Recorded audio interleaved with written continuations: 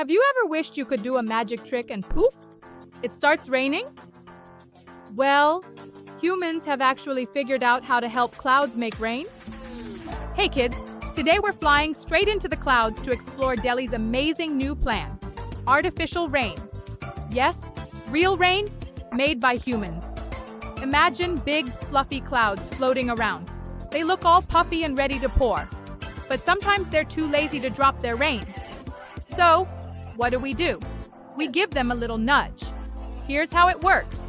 Scientists have made a special recipe with different kinds of salts, which they mix like a wizard's potion. Then they load this onto special planes, zoom into the clouds, and release the magic mix. Tiny particles act like a magnet for water drops. The drops stick together, grow heavier, and rain starts to fall, cleaning up Delhi's dirty air like a giant sky shower. This is called cloud seeding and is the first time ever Delhi is trying this trick.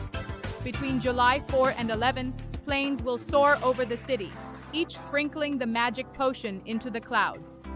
This will give the city a much-needed breath of fresh air. This amazing approach could hopefully change Delhi's fight against air pollution.